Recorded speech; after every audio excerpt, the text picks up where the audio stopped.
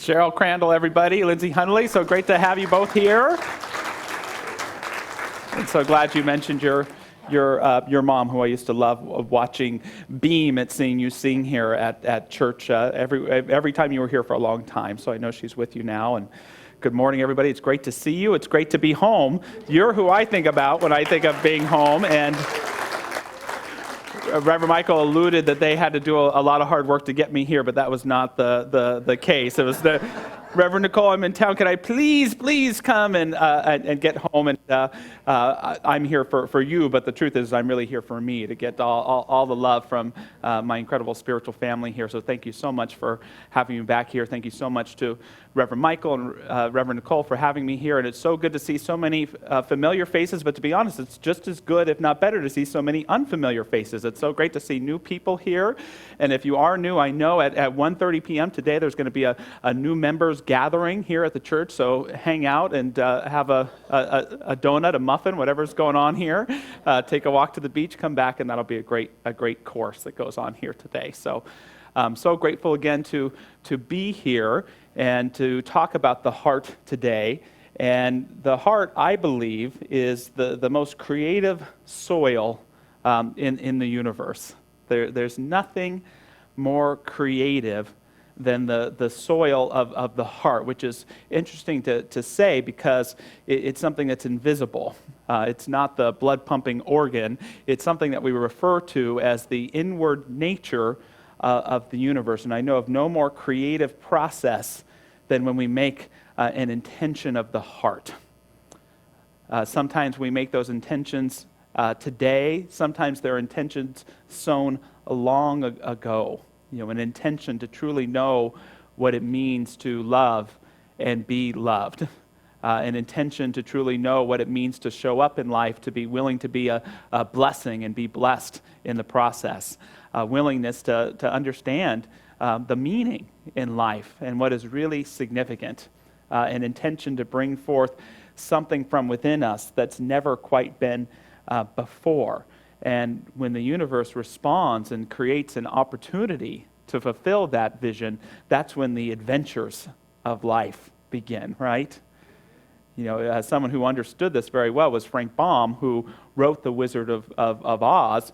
And Jean Houston's exactly right when she uses the phrase, The Wizard of Us, because each and every character in The Wizard of Oz is meant to represent someone who's set an intention of heart, who's made an intention for wisdom, for compassion, for courage. And the lesson is that it's already within you. The universe provides us opportunities to bring forth that which is within ourselves that we don't know exists yet. And I have to take back the statement that every character in The Wizard of Oz is meant to represent us, because there's one that isn't. Do you know who it is? It's the Wicked Witch of the West, who Baum apparently based upon his aunt.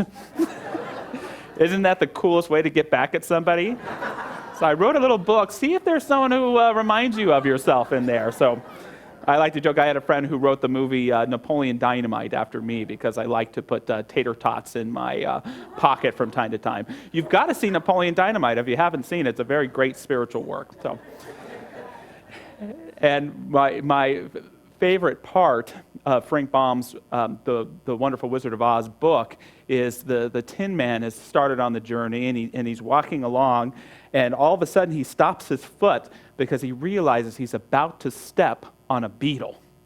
And the heartless Tin Man is so filled with compassion and love and empathy in that moment that he starts to cry at the idea of hurting any living thing. So he cries so much that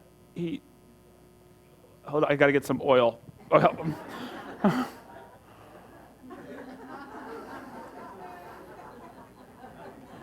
Oh, hits the spot. Oh, wonderful. Thank you, Marjorie. So the brainless scarecrow has the presence of mind to grab an oil can to get the rust away, and then everyone's afraid to continue on the journey, and so the cowardly lion finds the courage to keep everybody along on their path, and thus the adventure begins. And do you know what that heart intention is for you that you've planted, that life is calling for you right now to step into in a greater degree, to step up to be a part of who you are? That's the heart intention, and that's how it shows up so incredibly in our lives.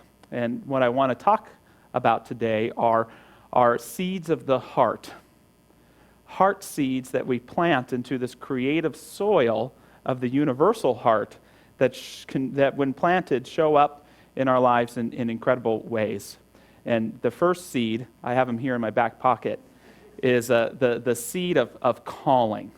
That's the seed that gets the Tin Man, Scarecrow, the Lion, and Dorothy on their journey. It's that seed of intention that we've planted, sometimes consciously, but sometimes we've planted it decades ago and we've forgotten all about it. And it shows up in our lives in amazing ways. I regretted it for a while, but one of my heart intentions was to be of service to as many people as possible. And so I remember the adventure that came forth that led me from having to leave this incredible place to go to Colorado. The very successful minister in our movement named Roger Teal called and invited me to speak at our largest church in Colorado, the Mile High Church. And he said, I'm going to be out of town, but I'd love to have you as a guest speaker. And so he called me the Thursday before I was going to speak, and he said, you know what, I'm not going out of town. I'm going to be there on Sunday. And if you have time, can you have lunch on Saturday or dinner on Sunday or breakfast on Monday? And I said, yeah, whatever. I thought it'd just be one, but we had all of those. And so I realized pretty quickly I was going to get offered a position there. He's a vibrant minister, and so I figured he was going to offer me the job of minister of janitorial services or something like that. And I would say no, have a great time, and come back to home here. But that's not what happened. He shared with me his intentions of wanting to step away from this incredibly successful ministry and his need for someone to step into it in a pretty grand way. And I did exactly what you would expect anyone to do when offered their dream job. I went back to my hotel and I bawled for hours. I cried and cried and cried. And I learned during that time that there are two kinds of a broken heart. The first type of a broken heart is the kind of broken heart we suffer because we've loved something and have had to let it go. Someone we love, some place we love, something we love, a version of ourselves that can no longer thrive in this life. That's the first kind of broken heart. The other kind of broken heart is the broken heart that is the breaking away of the defensive coating that we've built around our hearts. And when it breaks, it's like our heart are like eyes being exposed to sunlight that it hasn't seen in a very, very long time. It's a kind of broken heart that causes us to be vulnerable to the light that is around us, that causes us to be intimate and remember who and what we're really here for. And it's the kind of broken heart that calls us into a greater embodiment of that which we're really seeking, even though we're scared to death of it. Anyone ever had that kind of broken heart before? And the thing about a great life adventure is it means stepping into the unknown. You know, the message for me in that moment when I was invited to Colorado wasn't, oh, you're going to go and it's going to be very successful. You know, they can build the yellow brick road, but they can't tell you what's going to be on it. You know, Willy Wonka can give you the keys to the chocolate factory, but he can't give you the adventure. And so the really true seed of calling demands a willingness of us to let go into what will be, even when it's dark. But again, it's those eyes of the heart opening up to greater transformation in the world around us. And we have to open up to it if we're going to stay true to those deepest intentions of our heart. Is there anyone here who needs a seed of calling?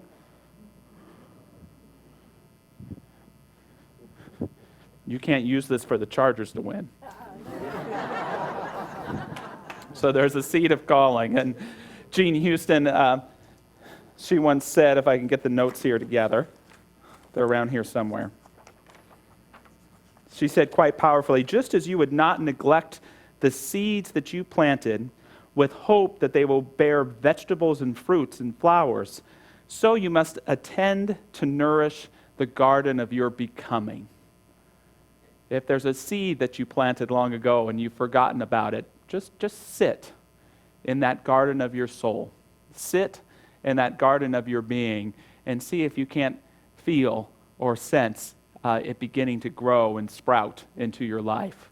It reminds me as well of something that Ernest Holmes says. He says, speaking of the garden of your soul, he says, it may be necessary to cultivate your garden, to uproot the weeds and straighten out the rows, planting new seeds, new ideas, broader visions, and deeper realizations of life. New aspirations must be a conviction of faith, the beauty of wholeness, and the quietness of peace. Watch your garden carefully, guard it patiently, waiting for a new harvest, for you shall reap what you have sown. It's a pretty way of saying it. Get all the crap out of your garden. There are things that we've allowed to sprout there that don't belong. Past versions of ourselves that don't serve us anymore. Judgments about others that aren't getting us anywhere. Judgments that we believe are about us, about being alive, about what it means to be in relationship or age or whatever it may be. Pull them out. Give yourself that rich harvest to remember the seeds planted long ago, but to plant new conscious seeds as well. And that's why there's other seeds of the heart that I want to share with you today. And the second one is the seed of faith. It's an amazing thing when we're willing to plant the seed of faith into the soil of our heart to see what grows. And perhaps of all the teachers of seeds and teachers of faith, Jesus gave an important lesson when he compared the kingdom of heaven and faith to the idea of the mustard seed, the smallest thing that he could imagine. And he speaks to it when he said, I wasn't there, but apparently it went something like this. He said, if there is faith in you, even as a grain of mustard seed, you will say to this mountain, move away from here, and it will move away, and nothing will prevail over you. For the kingdom of heaven is like a grain of mustard seed, which a man took and sowed in his field. It is the smallest of all seeds, but when it is grown, it is larger than all the herbs, and it becomes a tree, so that the birds of the air come and nest in its branches. And one of the most important things that we can remember in our lives is no matter how challenging what before us may seem, no matter how much we have been caught up in the layers of not self that have us facing a dark situation, no matter how lost we may feel, if we can find and look within us to discover even the smallest opening, the smallest little bit of willingness to believe, the smallest opening to accept a love that has yet to become, the smallest opening that indeed we do not walk this journey alone, but there is a power greater than we are available to us. This is just the littlest bit. And if you can choose to live from that, no matter how much the heap of the BS may be, it will grow like wildfire in your life. All you need is the tiniest mustard seed size faith to move mountains, to know indeed that anything is possible. Do you believe that anything is possible? All you need is that little bit of faith. Who needs a faith seed? I got more for you later. I'm not like, she's like, I didn't get the faith seed. You got a lot of faith. The next seed to talk about is the seed of acceptance. That's the third seed of the heart I want to talk about today. And the mustard seed is most famous in our culture for a story that Jesus told about the mustard seed. But the mustard seed also has an important story in the Buddhist tradition. And the Buddha was a great teacher. And there was once a woman who went through the most challenging loss imaginable, and she lost a child. And I can't think of a pain or challenge more difficult to walk through than that one.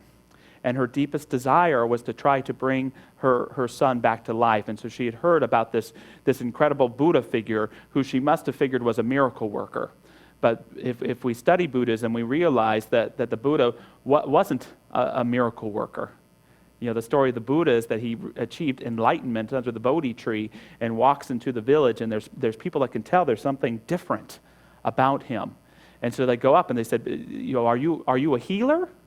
Are you a magician? Are you a god? No, the Buddha says, I'm awake. I'm awake. That's all that enlightenment means. That's all that's really being asked for us in life, is just to be awake and aware. So there was no special powers that he had. And the woman approached the Buddha and she said, Master, can you please bring back my son? And the Buddha thought about it and he said, what I want you to do is, if you can find me some mustard seed from a single home in your village that has not been touched by loss, it will bring your son back to life. So she was inspired by that, and she went to home after home after home to find mustard seed from a house that had not experienced loss. And did she find it? No, because there's no such thing as any one of us or any family that has not been touched by loss. And it helped her to realize the central tenet of Buddhism, that all things are impermanent, that all things are transforming, that there is wisdom in affirmation, but just as much in letting go. And she became the number one disciple of the Buddha. Now, do these two stories of the mustard seed, do they contradict each other? Can you believe that you can have the faith to do absolutely anything, that all things are possible, and also accept that all things must change, that all things transform, and that there is just as much wisdom in letting go? What did Walt Whitman say? He said, so I contradict myself. I contain multitudes. But true spiritual practice requires, I think, that we honor both of these sides of life, that we embody faith and also the willingness to accept what is, to realize that there are greater possibilities than the ones that we're trying to force to be and become, that there is such thing as an eternal thread of life that is always bringing newness and renewal if we're willing to allow and accept it. Anyone need a seed of acceptance in here? Hi, beautiful.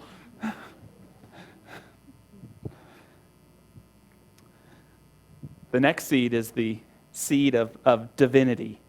Such an important seed. And to kind of stay with the interfaith theme of this talk, there's a story about the god Shiva in India.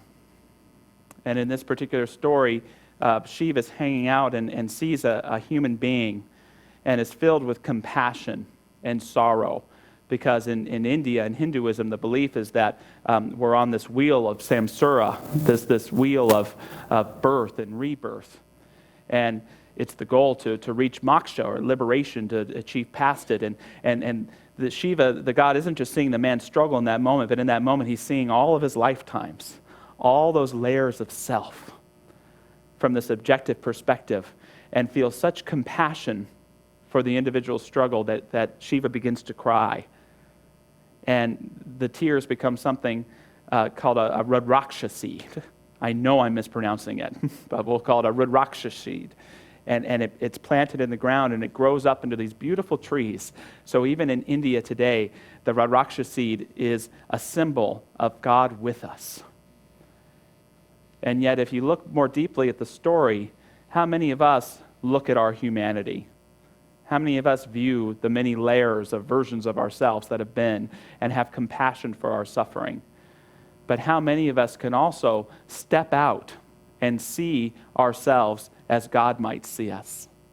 How many of us are capable, not necessarily of seeing a God vision up in the clouds looking down on us, but to realize there's always a God consciousness for our lives, a spiritual consciousness that sees us in love, that sees us as enough in our wholeness or even in an experience of brokenness, that sees us as our whole self, capable, lovable, even if we're a lovable mess, absolutely beautiful and precious just as we are. Can you behold yourself that way as the divine beholds you? It's a powerful experience to give yourself just that moment to let go of the life you're living and remember that deeper life that's living you, that deeper life that's always aware in you, that knows your oneness, that knows your wholeness, that knows that God is with you.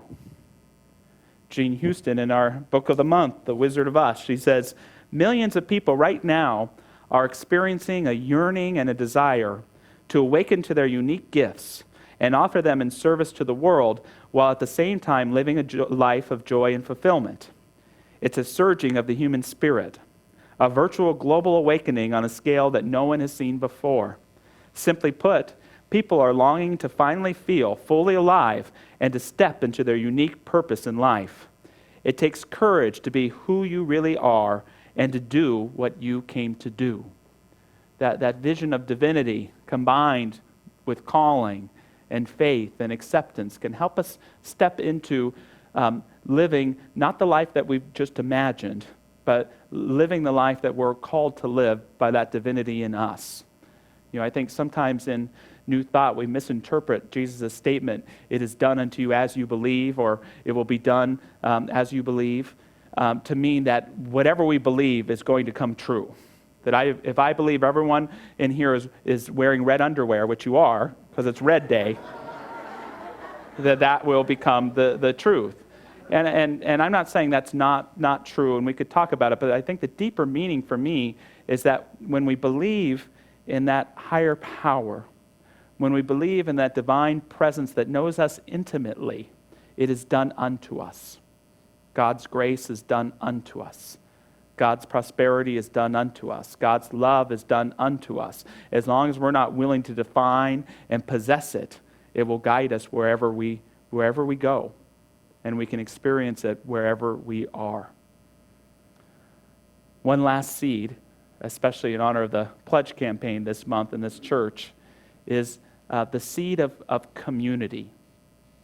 Because there are seeds of the heart that we plant individually, but some of the most powerful ones are the seeds that we plant together. Yes, when we say the heart is within us, that's true, but it's in all of us. It's all the same heart. And when we plant a seed in a relationship, or as a family, or as a spiritual community, it's just so powerful. It's so incredibly powerful. That's why for me, this spiritual community is so important and so precious, because we plant seeds of intention here. Let's grow a place where our kids can grow and be nurtured and know the truth of who we are. Let's grow a place where it doesn't matter what your profession is, what your political affiliation is, what your faith background is, but the divinity in you is celebrated. Let's create a space where no matter what the stuff going on in the world is, we have a sanctuary here where we can remember we're bigger than that and more than that and know what we're capable of. That's the seed that we plant here. And for many people here, and for myself as well, the seeds that we plant for the spiritual community are some of the most important works that we'll do in our whole entire life, to create intentional community together for deepening, for centering, and for love. Just to go with the interfaith team, there's an old, simple, but I think profound Sufi story about 4 different towns that are about to experience a famine. And each are given some seeds. In one town, they forget the seeds altogether and they starve. In another, some people figure out how to use the seeds, but they hoard them and hide them from the others, and it creates war. And everyone perishes in the town as well. In a third city, someone figures out how to do it and says, I'll let you know how to do it, but you got to make me king. You got to put me in charge.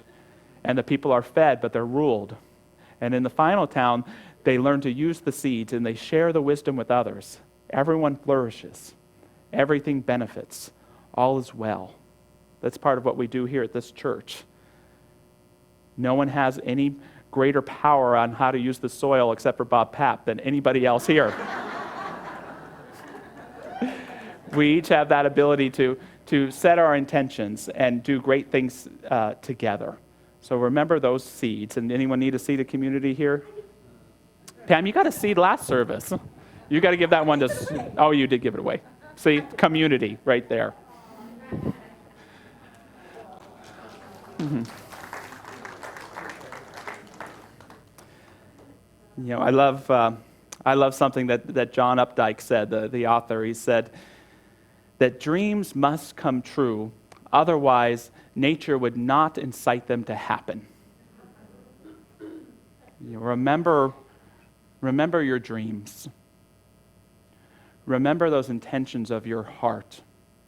Know that they were not born by you alone, but they were given to you because your own consciousness, your own being is a soil that when you allow it to be fertile ground, when you pull out the weeds of not self and misbelief, you create that ability to become transparent for the dream that wants to birth itself through you. No, I don't think it ever looks just like you thought it would, but that's good. Allow it to come forward and realize that we do not live in a universe that was made to keep us in bondage or to limit us, but to live in that freedom in which we move and live and have our being. To close with some words from Gene Houston, from The Wizard of Us. We can no longer afford to become overwhelmed by all the changes going on in the world around us. We've outgrown the small story of our lives and the small selves to which so many have confined themselves. It is time to acknowledge that the universe resides within us. It is time to embrace higher ways of being for a new era. It is time to move through life motivated not by guilt or obligation, but by gratitude and an abiding zest for doing the things that are called forth by living out of our higher purpose. So as we move into prayer today, I'm going to do something a little different and ask our practitioners and ministers to stand and join me right now, just as symbols of all the spiritual support available in this spiritual community. I just invite us to place our ears upon that fertile ground of the soil of our hearts, to listen.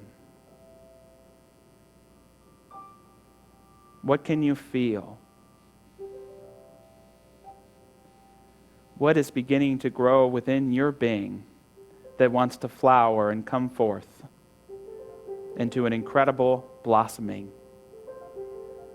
Know that this isn't something alien, but it's the real you coming through to exist and thrive in greater creation. So giving thanks for our individual lives and those heart seeds that show up in incredible ways, may we prepare for a great harvest. And speaking my word for this spiritual community, I just give thanks for every hand and every heart that plants the seeds of deepening and inner growth for this incredible church. I honor all the practitioners in this room and all the practitioners who we don't see in this room, but who are here and present with us. Margaret Litterall, Jean Luman, Tom Hodges, Victoria Norgard, Frida Wright. We honor all of that incredible gardening that helps make this place so special. And may we receive the blessings of it all the time, knowing the deepest love and connections live in our hearts and express in incredible ways. So knowing I am grounded in faith, I am uplifted by divinity, I am released and set free by acceptance, I am inspired by courage, and I am held in the arms of community. Allowing these to come together, we open up to greater thriving and greater living in greater love. We let it be, we let it become, and so it is. Amen. Thank you.